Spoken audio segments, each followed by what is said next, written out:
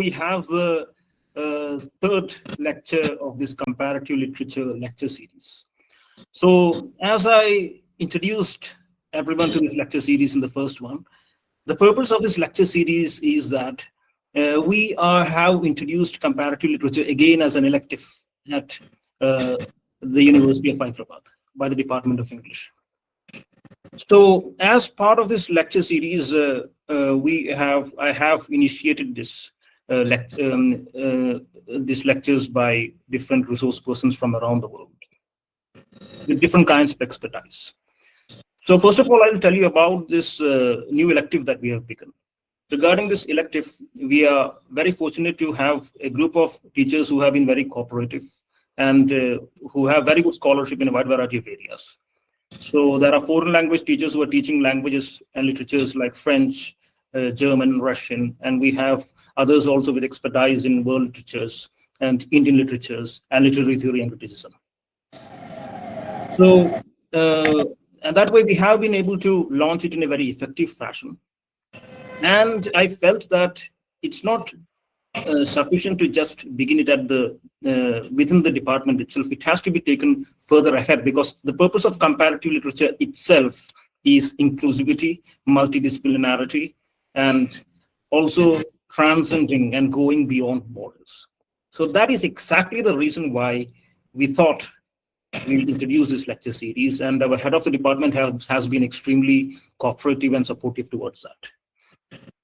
So as part of the third lecture, we have a very distinguished speaker, Dr. Mrinmoy Pramanick, who is a Sahitya Academy awardee, and he was previously teaching at the University of Calcutta. He was heading the department there, and now he has very recently, day before yesterday, he joined JNU, Jawaharlal University, at the Center of Indian Languages as an associate professor. So that way, we are very honored to have him deliver his first invited lecture at our university. So that's a very honorous thing, very for to happen to our university here. And when I introduce Mrinmoy, I would like to talk about our days at the University of Hyderabad. So when I joined for my MA at the University of Hyderabad, he had joined for his PhD there. He was already an alumni of the institution. He had done his MA and MPhil from there. And we there had a very great teacher, Professor Mukherji, who inspired us to become good comparatists. And both of us, I know he also does, very well believe that he truly carried the essence of being a true comparatist.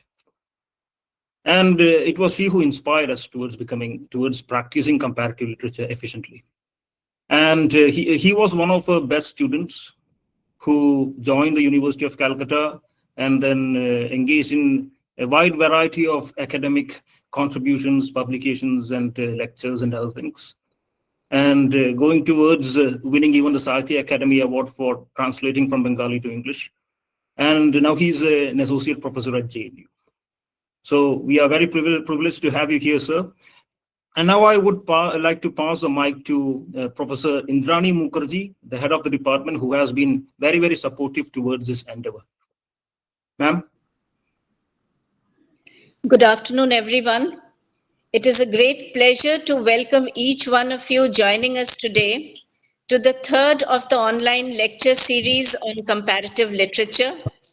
We are honored to welcome our guest speaker, Dr. Mrinmoy Pramanick, who will be delivering his first invited lecture since joining the prestigious Jawaharlal Nehru University, New Delhi. For those joining us for the first time, the Department of English and Modern European Languages is pleased to launch comparative literature as an elective in our MA program from this academic session, and the online lecture series can significantly benefit students, providing access to diverse academic perspectives, flexible learning environments, and also gaining exposure to varied critical approaches and regional specialities. Special thanks to Dr. Aloysius for his commendable efforts in initiating this event. Dr. Pramanick a leading expert in translation studies and world literature, and a recipient of Sahitya Akademi Award, has generously accepted our invitation to share his invaluable knowledge and expertise on the topic Comparative Literature in India towards an Inclusive Literary Studies. We are confident that your talk will greatly enhance our students' understanding of intertextuality as well as nuanced analytical skills. We have planned a brief interactive session after the talk is over, so please feel free to share your views and post your questions. Looking forward to a very informative and engaging session ahead. Let us give a warm round of virtual applause for our guest speaker, Dr. Mrinmoy Pramanick. Thank you. And I now request our research scholar Shivani to formally introduce our speaker to the audience. Over to Shivani. Good afternoon, each and everyone. It's a moment of extreme pleasure to welcome each one of you present here. It's so wonderful to see you all on this beautiful day. I am Shivani, pursuing a PhD in this department. On behalf of the Department of English and Modern European Languages, I extend a cordial welcome to all the participants of Comparative Literature online lecture series. We are delighted to have this session chaired by Professor Indrani Mukherji, Professor and Head, Department of English and Modern European Languages, and coordinated by Dr. Aloysius Sebastian. It's our privilege today to host our distinguished guest speaker, Dr. Mrinmoy Pramanick. Dr. Mrinmoy Pramanick teaches as Associate Professor in the Center of Indian Languages, School of Language, Literature and Cultural Studies, JNU. He is a former Assistant Professor in the Department of Comparative Indian Language and Literature at University of Calcutta, and also serves as a founder coordinator of the Center for Translation and Literary Geography. His areas of interest are translation studies, language and community, migration, refugee and border and Dalit literature.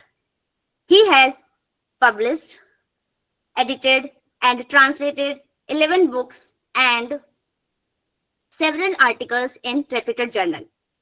He has won the prestigious Sahitya Akademi Award for Translation in 2023 by the Government of India and received the Charles Wallace India Trust Translation Fellowship 2025 at the BCLT University of East Anglia, UK.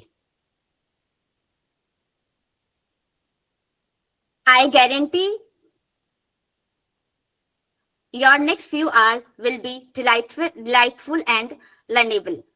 So without any further delay, I would like to invite Dr. Mrinmoy Pramanick.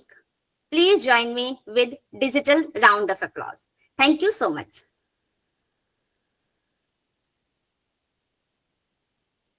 So over to you, sir. You may begin. Thank you, Aloysius, for giving me this opportunity to talk to the Allahabad University students, and I sincerely thank to the head of the department, Indrani Madam, for taking this initiative to introduce comparative literature as an elective course in English and Modern European Languages department in Allahabad University. And thank you, Shivani, for your generous introduction. And yeah, Aloysius, a special thanks for remembering Professor Tutun Mukherji, who is actually inspiration to all of us to do comparative literature sincerely in this country. And whenever comparative literature as a discipline or as a course is introduced in any university or any academic disciplines, we who are the formal student of the discipline of comparative literature, we become very, very happy to see this. Actually, comparative literature is also a necessity for our country, and therefore National Education Policy 2020 also gave a special importance to comparative literature and translation studies in their, the final policy report. Along with few other academic disciplines, they have given importance to comparative literature and translation. That actually makes us very happy to see comparative literature to grow in this country. So today I will be, as I was talking to Aloysius, today I will be speaking about comparative literature in India towards an inclusive literary studies. So after doing comparative literature for, more than a decade, I found that comparative literature is not only a discipline, but also, discipline of literary studies, but it is also, it can also be perceived as or assumed as a policy of literary studies, which is, very, very, important thing to do. Sorry, I forgot to change the affiliation because I prepared the PPT few days ago. So yeah, anyway, it is good. That's okay, sir. No problem. Yeah. So first we should understand, and as Aloysius told me that this lecture should be more for the students who are newly joining to the course of comparative literature in English department. So first we have to understand that what is not comparative literature, because whenever we talk about comparative literature, we assume it as only a method of comparing, the comparison. But comparison or comparing as a method of literary studies is very, very old, and it is very common to any kind of literary studies. So comparative literature is beyond the mere comparison of literary studies. So it is something else. So it is not about the comparing the literature. It is not about knowing many languages. If you know many languages, that is added benefit as a comparatist. So as many language as you know, it will benefit you to do comparative study, but it is not essential or only way to do comparative literature by knowing many languages. And it is also not about the study of similarities and differences only, because sometimes we feel that this author is influenced by some other author or some other movement, or this text is influenced by some other text. So let us find the similarities and the differences between the texts to do comparative literature. It is not like that. Then the question is, what is comparative literature? If these are not comparative literature, then what is comparative literature? So comparative literature is assumed as contact zones of literature, culture, and other disciplines. Because literature, we all know, cannot emerge from isolation or from nowhere. Literature is also a system, and as a system, it connects itself with many other systems. And this is how literature also appears as a network of knowledge, network of creative expression, network of traditions, network of heritages, and all. Therefore, comparative literature, when we talk about comparative literature, we perceive it as a contact zones of literature, culture, and other disciplines. And comparative literature also provokes us to historicize certain literary traditions to reshape the canon, because we know the canon of literature is always changeable, and comparative literature particularly focuses on changing the canon, and therefore comparative literature always addresses the margin, the various kind of margins from our own location. So therefore historicization is very important. Historicizing literature is one of the agenda of comparative literature, and extending the horizon of literature, because if you see the literary research and literary curriculums across the country, you can find that most of the universities, or per se all the universities, and all the PhD dissertations, or most of the PhD dissertations, actually are dealing with a similar set of literary texts. The curriculum is almost same across the country. So we are moving around mm, a small corpus of literature. So comparative literature, what tries to do, that we should extend the corpus of literature. We should extend the horizon of our literary studies, and we should extend the corpus of our literature by including different texts which were not there in our literary imagination, in academic discipline particularly. And comparative literature does not have any responsibility to any particular language, though comparative literature can bring one particular language in special focus, but comparative literature does not have any responsibility towards any particular language. And here we can find significant difference between comparative literature and any other literary studies disciplines like English, Bangla, Hindi, Marathi. All these literary studies disciplines are based on the languages. Whatever is written as a literary text in their language or translated into those languages are considered as subject of inquiry for these academic disciplines. But comparative literature is not responsible for any particular language. Therefore, comparative literature has scope to extend its horizon, but there is certain rationale, of course. And comparative literature curriculum also cannot be same in different parts of India. It should not be same.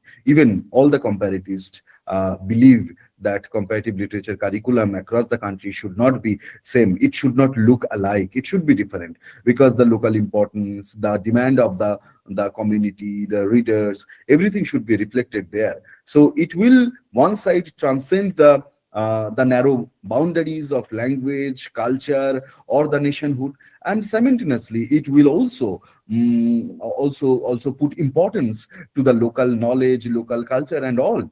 Otherwise, those local knowledge, local culture, and local literature, those will not be included in our academic studies or intellectual subject of intellectual inquiry. So comparative literature as a new field of academic practice emerged in 19th century along with other disciplines of similar approach like comparative anatomy, comparative law, comparative philology. So those students who have studied comparative literature, they are taught all these basic things.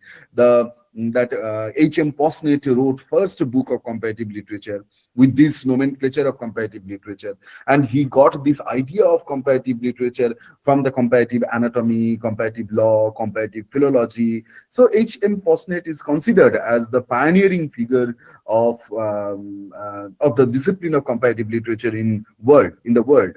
And in 1816, French scholars published anthologies of literature under the title of Cours de littérature comparée. So that was one significant contribution to prepare the foundational ground of the discipline. And Villemin used the term littérature comparée in 1829. So this is how the nomenclature of comparative literature emerged, grown, and flourished. So comparative literature as a nomenclature first used by Matthew Arnold in a letter, and then it came in a book form and all. So all these things are there. So comparative literature by various intellectuals of Europe was perceived as a nomenclature what could lead to the academic discipline of literary studies to transcend the narrow boundaries of European linguistic, cultural, or racial nationalism. I talked about H.M. Posnet's books. That was the first book of comparative literature written in English, and also anywhere in any language, it was the first book. So there were certain objectives of the discipline of comparative literature, because when a new discipline is introduced, you have to have certain objectives and goals, because you have to justify your discipline. Already other literature disciplines are there in the universities, and you are going to introduce comparative literature. So you have to prove so many things, because it is non-conventional. It is this discipline is new. The working in this discipline is very much challenging. So you have to justify your methodology. You have to justify the objective, goal, purpose of this discipline. Therefore, very interesting thing you can find that nowhere in no academic, literary discipline, there is a paper called methodology of that discipline, unless you are joining in a research program.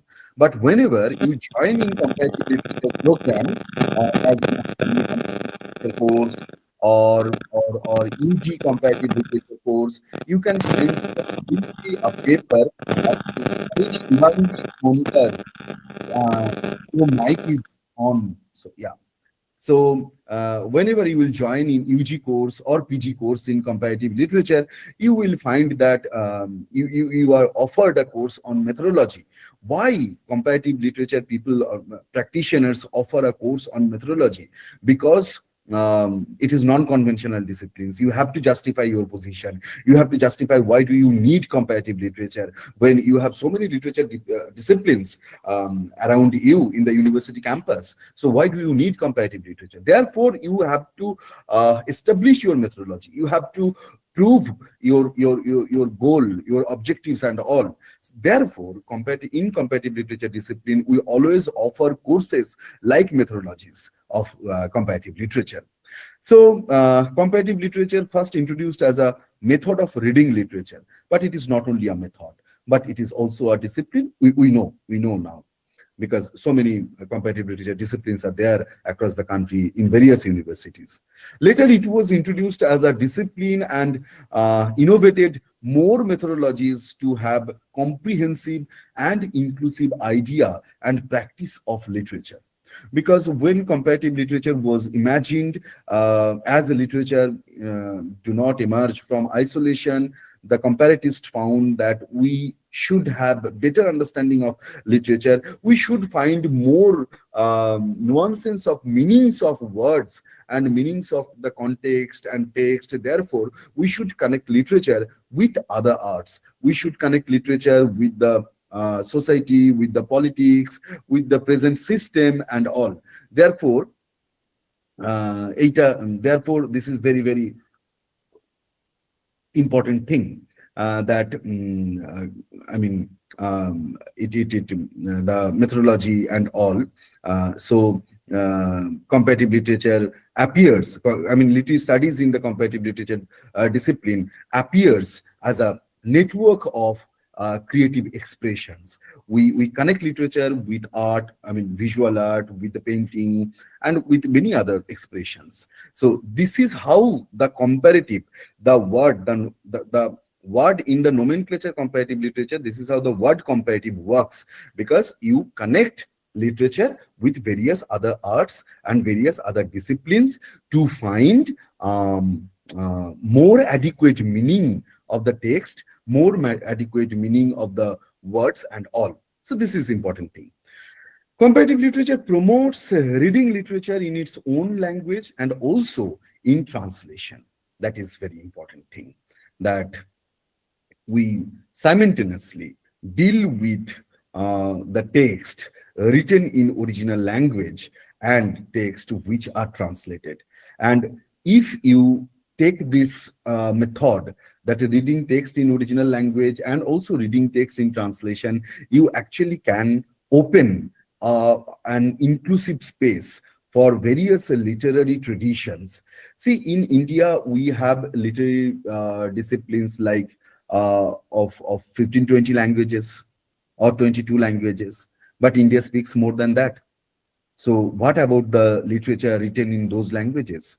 What about the literature exist in oral form for most of the Indian communities who do not write? We need an inclusive policy. We need an inclusive policy to reimagine India. We talk about the Indian nation, we talk about the nationalism, imagining India as a country, as a nation, but we imagine India only with 15 or 20 languages. And that too, 4 or 5 languages are dominant in imagining Indian nation. So we need to have inclusive policy.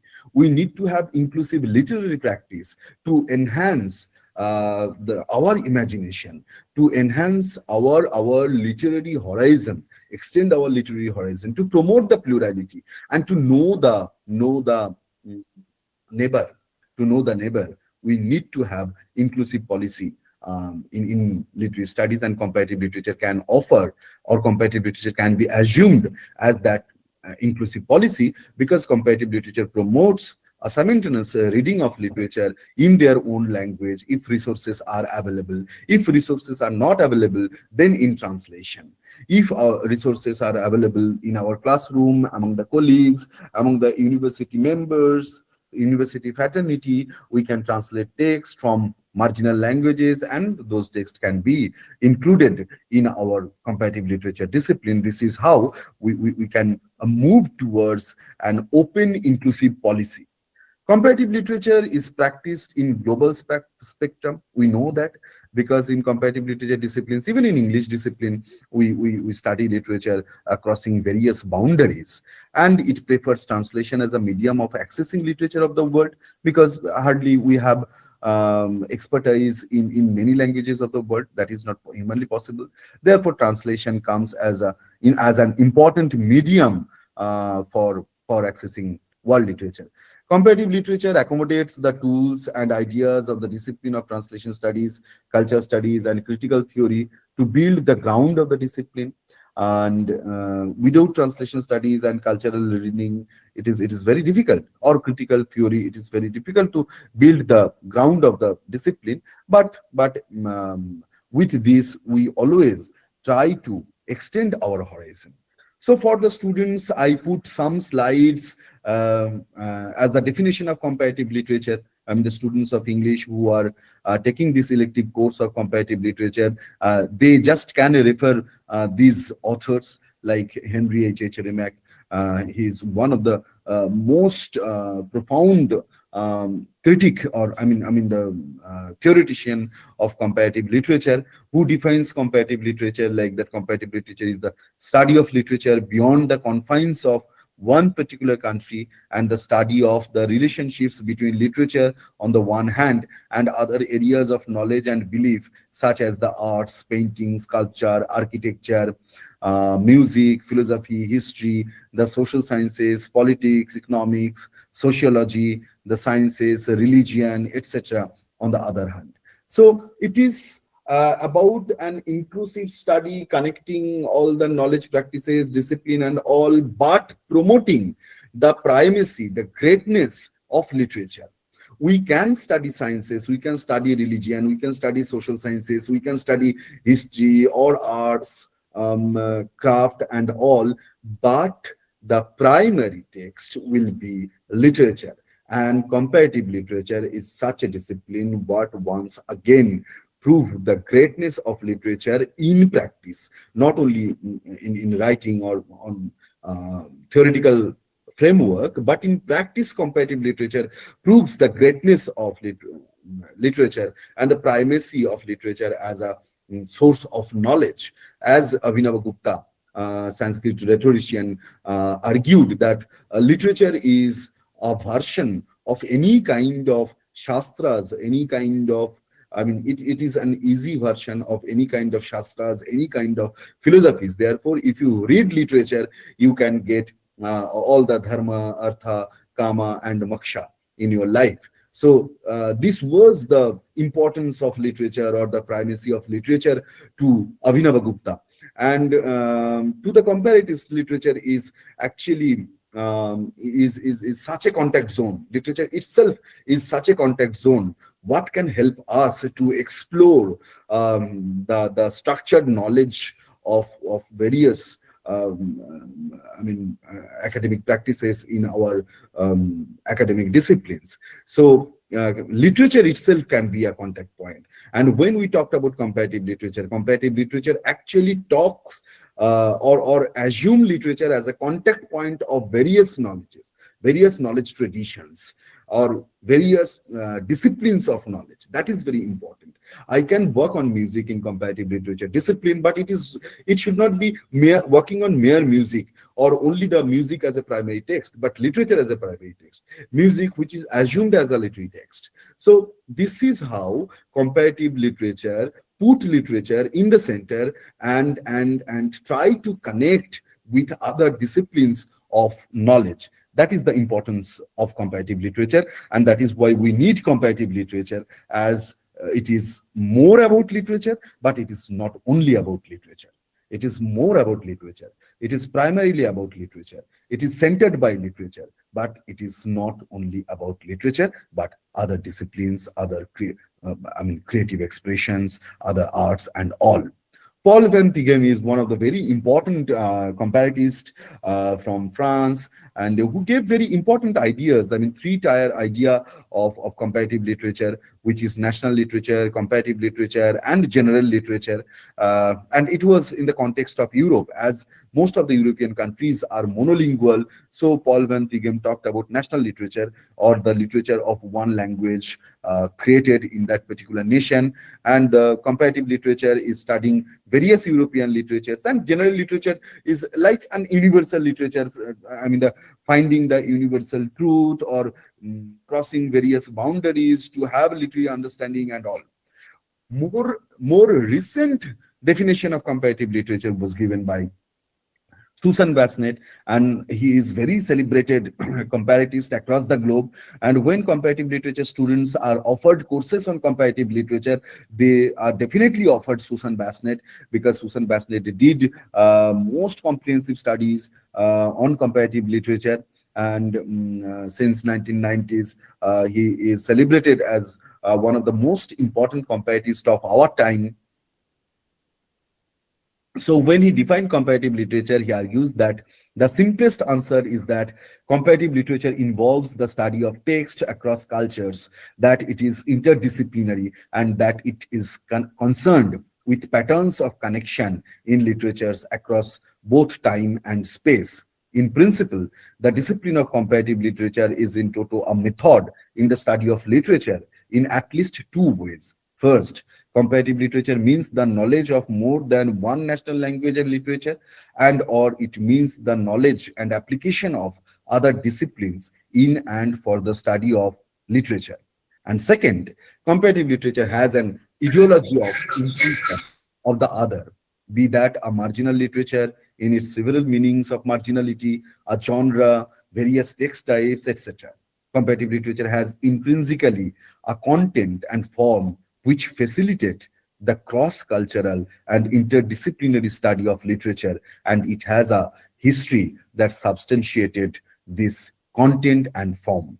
This is defined by Zepetnik. Zepetnik is another important comparatist of our time.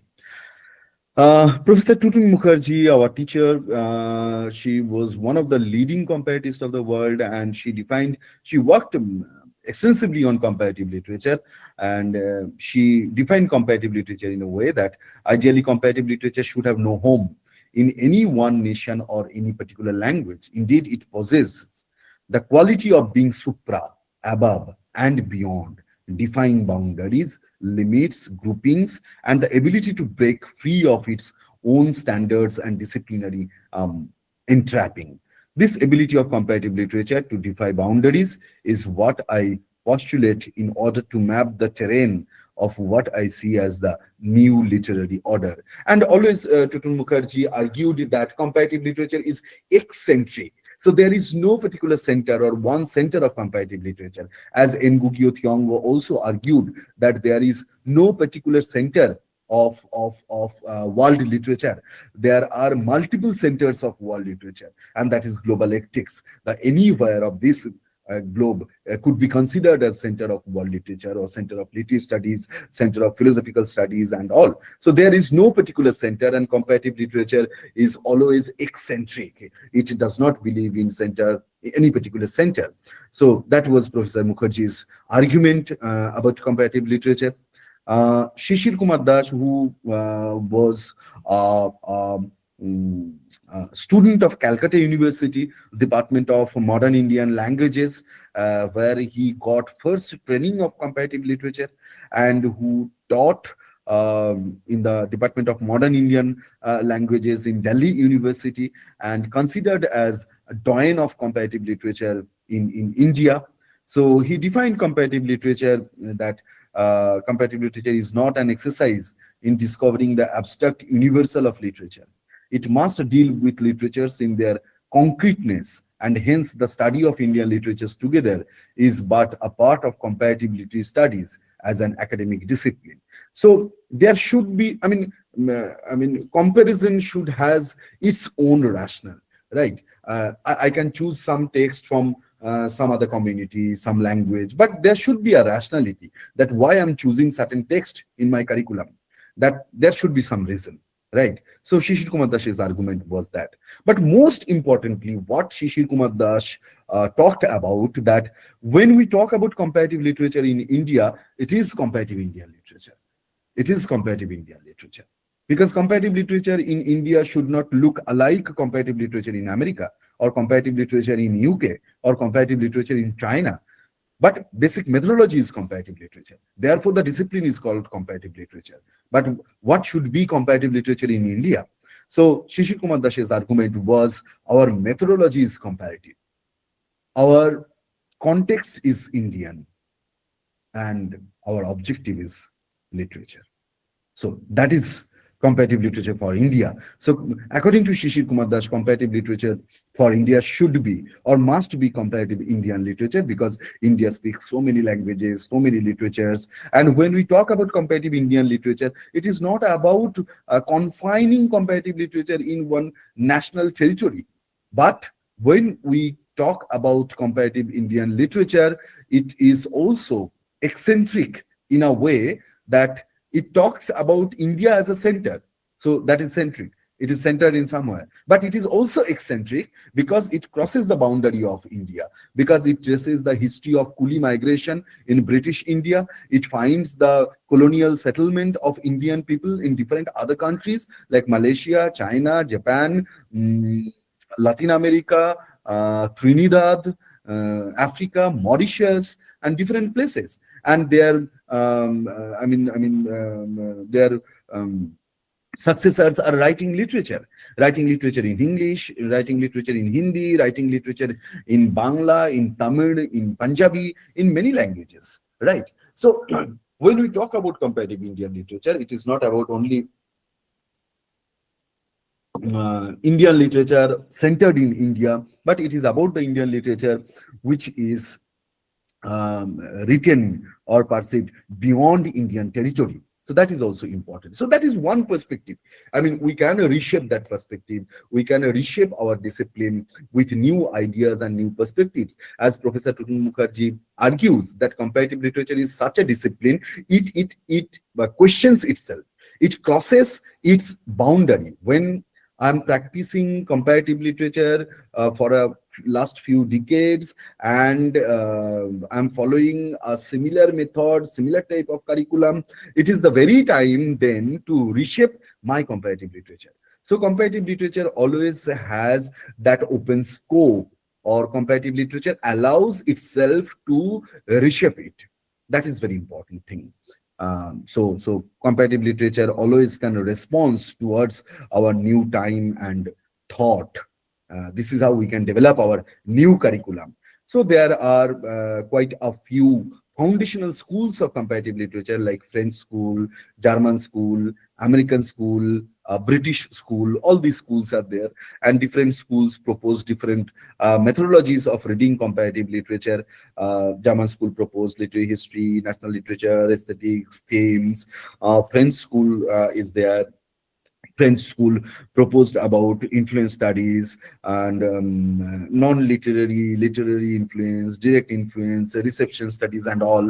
And then American school is there, what talks about parallelism, intertextuality and all. And later we found various Asian schools have developed in comparative literature. One among those is Chinese school, Japanese school. India also has its own school of thought about comparative literature, because comparative literature as an academic discipline is introduced in very few universities of the country, but we never had epistemological scarcity. Epistemologically, Indian comparative literature is very, very rich, though we have very few academic disciplines in the country. So when we do comparative literature, we focus on influence studies or reception studies, analogy of the text. I'm not going into details. All the literary students know about all these things, and slides are there. So I'm not going into the details. I'm just introducing the basic methodologies and schools with the students who are interested in comparative literature, mostly the PG students. So, and also after the disintegration of Soviet Union, we found that most of the East European countries, they established comparative literature to connect themselves with the European heritage and to reshape their national identity. So comparative literature and nationalism is very much connected political and academic ideas. Even in India, when we think of comparative literature, it is also connected with the idea of nationalism, because when it was established in as a method in the University of Calcutta by the then Honorable Vice Chancellor of University of Calcutta, Sir Ashutosh Mukherji, his primary agenda was to promote the national integrity and to promote knowledge, practice and literary studies in one's own language, as other than English, people will we will get opportunity to acquire knowledge in their mother tongue. So that was their vision. So Ashutosh Mukherji introduced Indian Vernacular Department, then Modern Indian Languages Department and all, and comparative literature as a method was introduced. And Vice Chancellor in his convocation address in 1922 particularly talked about comparative literature as a methodology and how Indian literatures are connected in that department in University of Calcutta to promote the national integrity and all. And similar kind of thing we can find after the disintegration of Soviet Union in 1990s, when various East European countries introduced comparative literature as a discipline to reshape their identity and to reconnect themselves with the European heritage, with the European tradition and all. So that is very, very important role of comparative literature in our global politics, that how the political things were, I mean, comparative literature responded towards international politics and national politics. So yeah, I was talking about the methodology and various schools. So yeah, these schools are there, and later we found the East European school, like the Polish school of comparative literature, Hungarian school of comparative literature, and literary history or historiography is one of the very important methodology of comparative literature, like epoch, period, movement and all.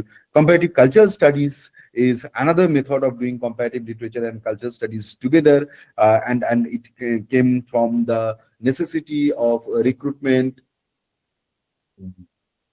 placement of comparative literature students, especially in the Canadian context and American context. Totosi Jepetnek talked about new humanities and also comparative cultural studies, as the students of comparative literature could be trained in mass communication, in creative writing, in various other kind of academic and commercial writing to find their new job and all. So comparative culture studies as a new area of comparative literature, or as a new area, new move to the humanities studies, according to Jepetnek, is more about the professional kind of training along with the literary studies.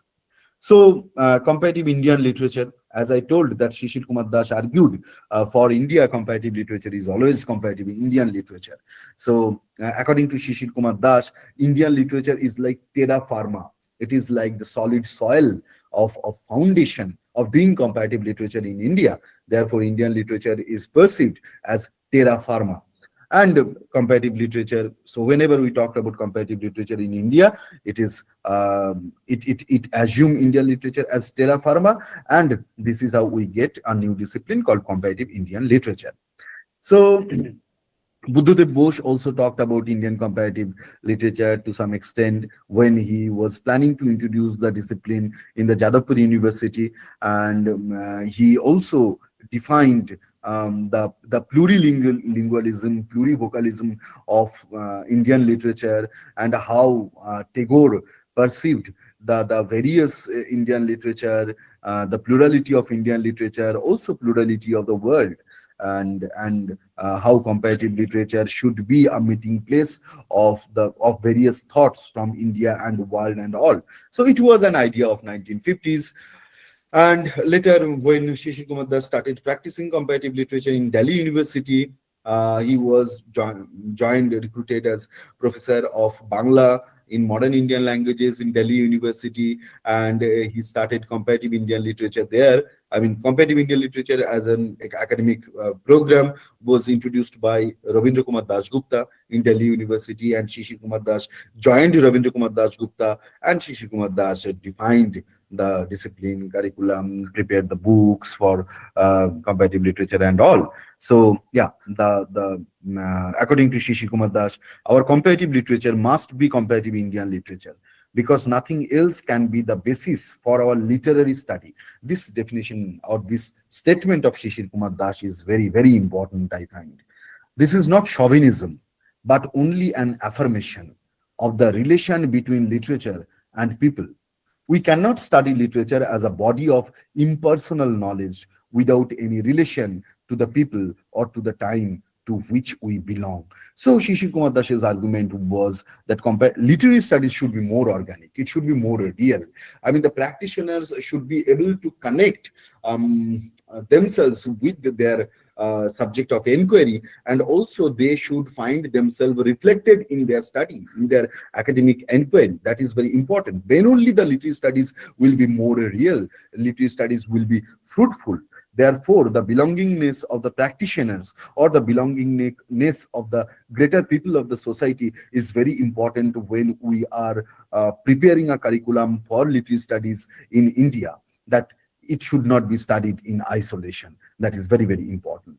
So some other definition is there by Shishir Kumar Das, and most of the definition of the things I have already told, whatever given by Shishir Kumar Das. So yeah, comparative literature is not an exercise in discovering the abstract universal of literature. It must deal with literatures in their concreteness, and hence the study of Indian literatures together is but a part of the comparative literary studies as an academic discipline. So this is the thing. I mean, it should not be studied in isolation. It should be always studied in connection with the readers, with the students, with the geocultural location of the academic discipline of the university and all. That is very important. So these things already I have referred, that Sir Ashutosh Mukherji, who introduced Indian Vernacular Department, then it was turned as Modern Indian Languages Department in University of Calcutta. That is very important. A move towards comparative literary studies in India, and not only comparative literary studies, but also it was historic move for any Indian literature study in academic discipline. Today we find that most of the scheduled languages are introduced in, or all the scheduled languages are introduced as academic discipline in the universities. But that initiative was taken by Sir Ashutosh Mukherji in the University of Calcutta, and that is the historic role of the University of Calcutta. Though two other universities also were established in a similar time, same year, in Madras Presidency and Bombay Presidency, Bombay University and Madras University. But Calcutta University took this historic role to promote Indian languages, Indian literatures as academic discipline and the area of knowledge, the serious intellectual inquiry. So that was an historic role of University of Calcutta, which should be remembered whenever we talk about literary studies in our country. And Sir Ashutosh Mukherjee, as I told, that comparative literature in India also was connected with the idea of nation and nationalism. So Sir Ashutosh Mukherjee delivered two lectures. One was Jatiya Sahitya, the national literature, and another was Bharatiya Sahitya Bhavishyat, or the future of Indian literature. These two lectures, later published as essays in printed form, are very, very important to find the ground of Indian literature and study of comparative literature in India. And the model what he proposed, he made in the University of Calcutta is also very important, because he imagined future Indian generation, at least the trilingual people, who will be able to translate the high merit literature of high merit from one Indian language into another Indian languages. Therefore, the language teaching courses in the academic discipline of modern Indian languages in the University of Calcutta was very, very important aspects of this discipline, and that was envisioned by Sir Ashutosh Mukherjee in the University of Calcutta. So it was the time of nationalism. Then we can find that how Indian Bhasha was developed, and then we can find the literary cartography, that we are moving towards main languages to various marginal languages, and we are trying to imagining our literary studies or comparative literary studies for India, and therefore the re-establishing the ancient and medieval connection, literary and philosophical connection, is also very, very important. And when Ashutosh Mukherjee was talking about Indian literature, he was arguing about Bongo Bharati. Bongo means Bengal, and Bharati comes from the Bharat, India.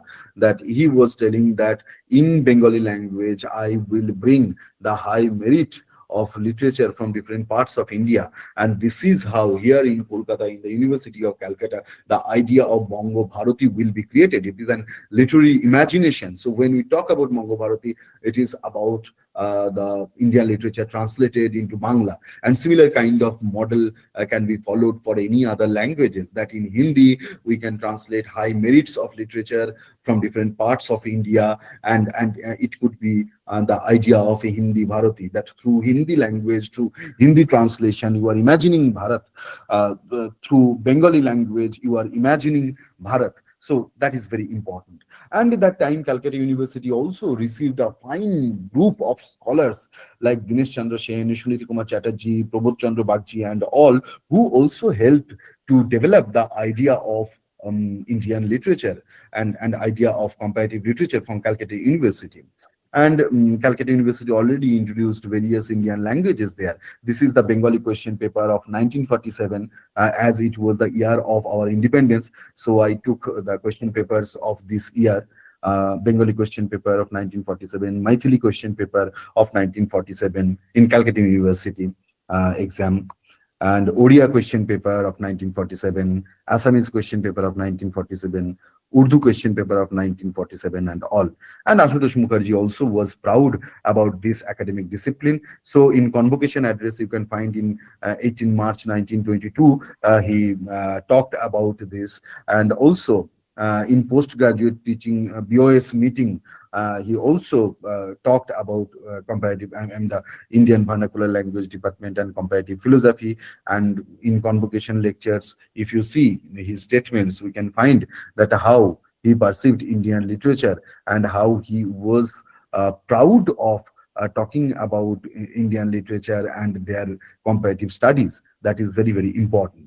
So in this 40 or 45 minutes lecture, I was trying to talk about the basic methodologies of comparative literature. Why do we need comparative literature? How comparative literature can be assumed as an inclusive policy? Why do we need comparative literature in this current time? And why we should promote Indian literature through the comparative methodologies? Because we should offer an inclusive place a democratic place for all the students, and to we should make our literary studies more real, more organic, and more participatory. And therefore, I took example reference point from the Calcutta University study of comparative literature, because it is one of the early model of studying comparative literature. Therefore, it is very, very important to focus on this. So with this, I am concluding my today's lecture here. If you have any question, any suggestion, any opinion, I will be very much grateful to you.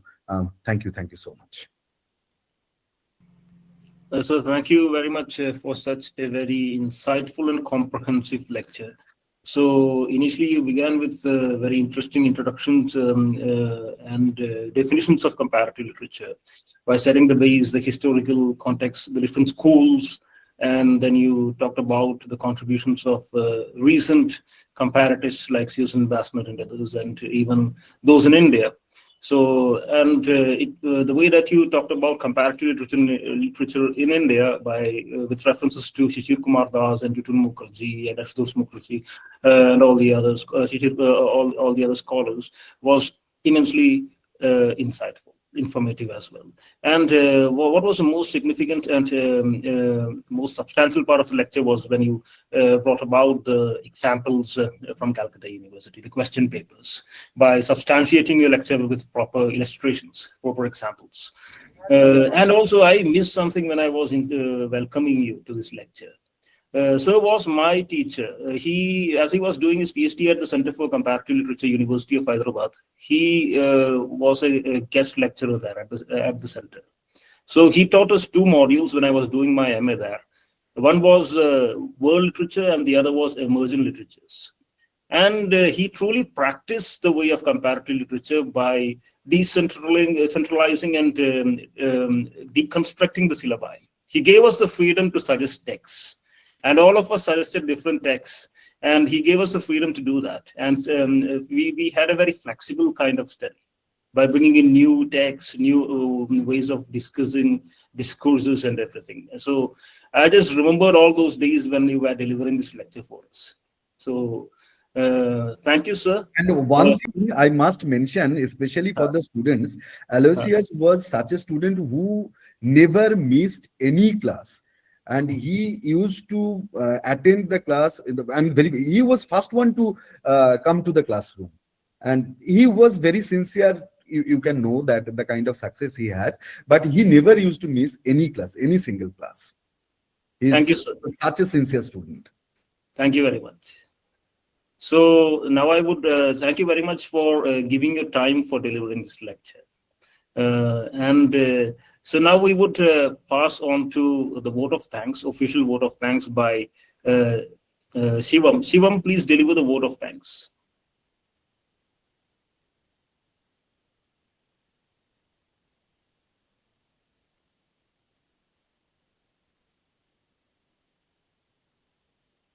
Shivam, are you there in the meeting?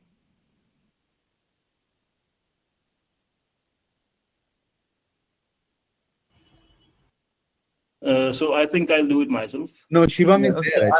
I can see. Yes. All right. Thank you so much, sir.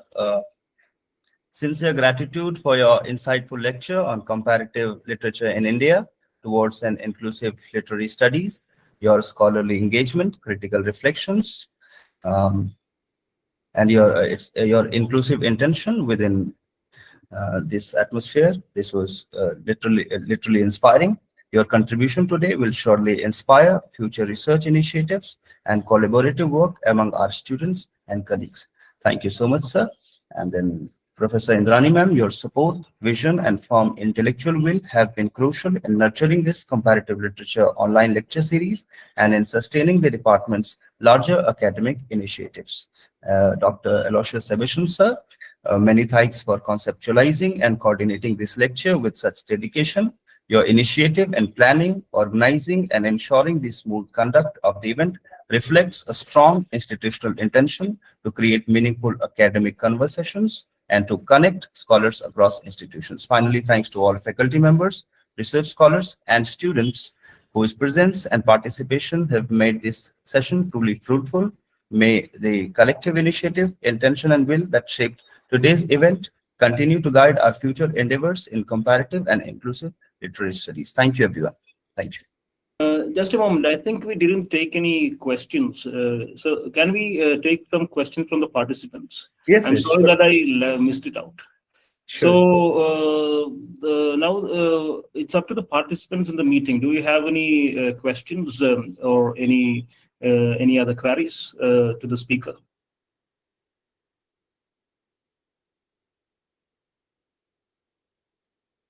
Yeah, there is one question. Orpiradi, yeah. Yes.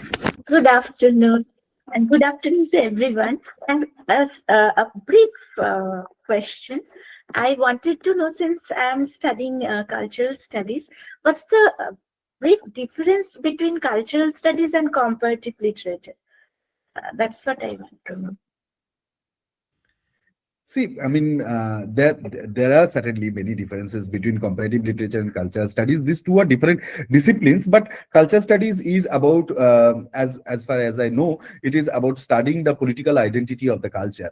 But when we do comparative literature, we not only study the political identity of culture or culture alone, but we study culture in connection with the literary production. So that is one difference I can tell. Yeah. Thank you.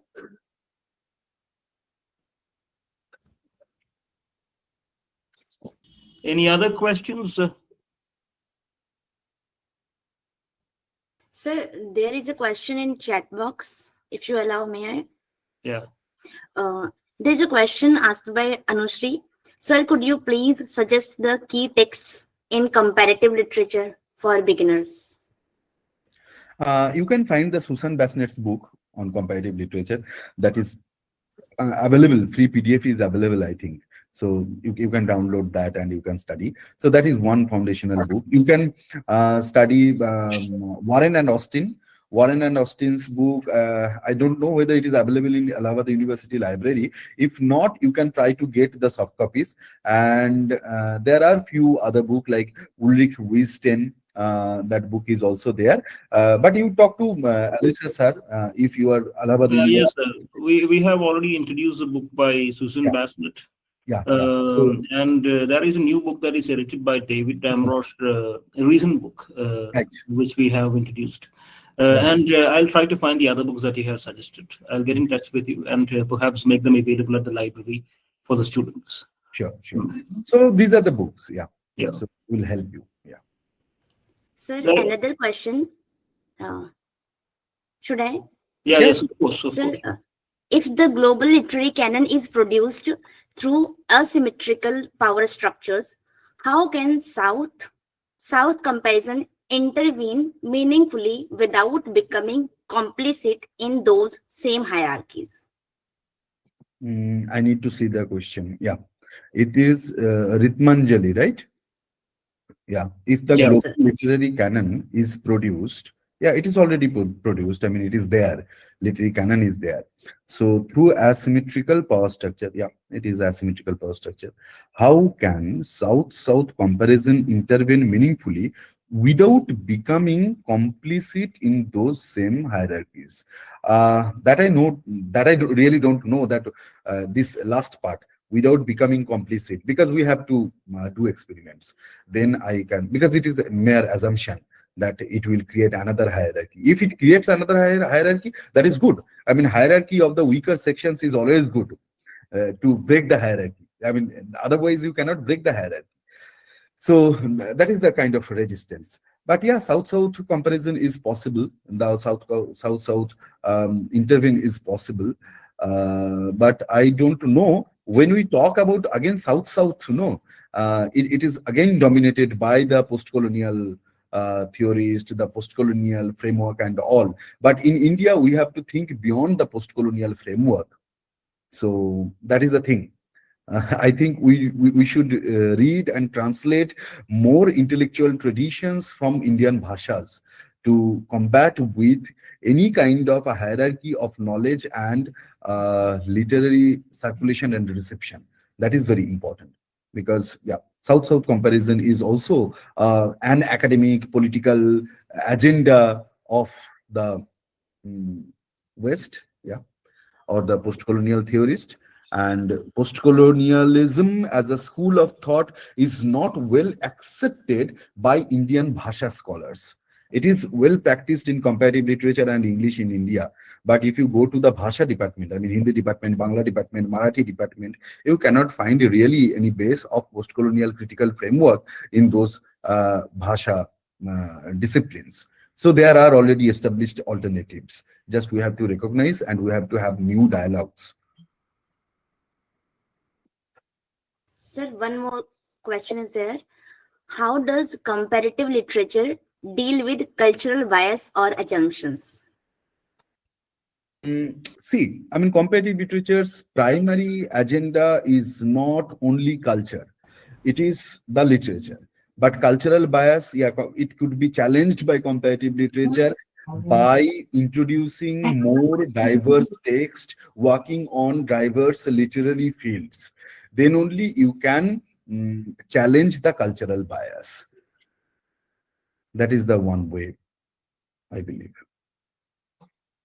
Thank you so much, sir, for your There is one response. more question from Sir, Professor. yes, sir. There is one more question. Yeah. Our respected Professor Smita ma'am, former faculty of University of Allahabad, Modern European Language, she is asking. We should take that question.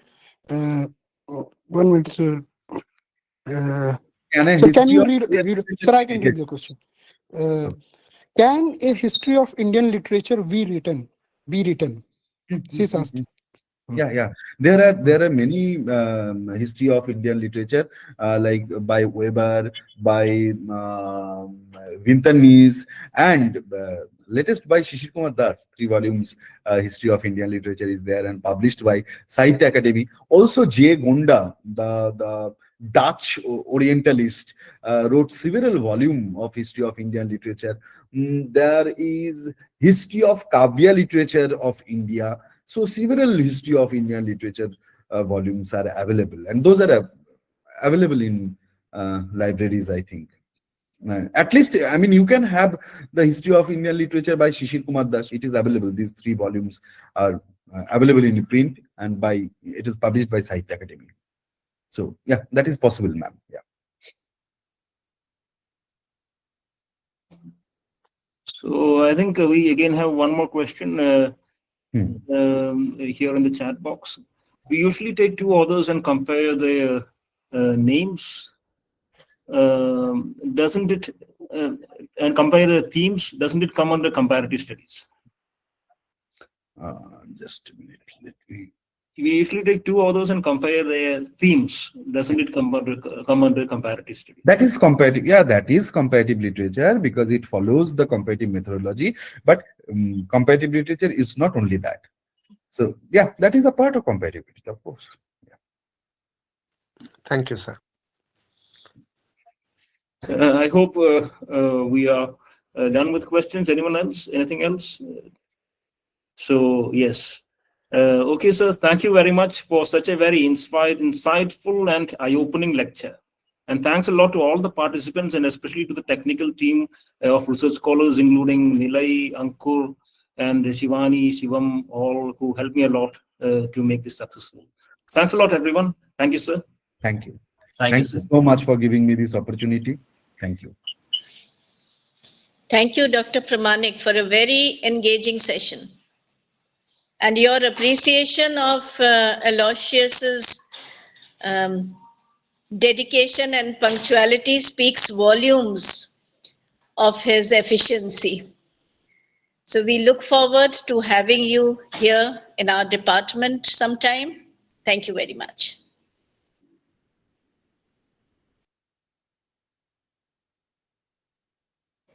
Thank you, ma'am.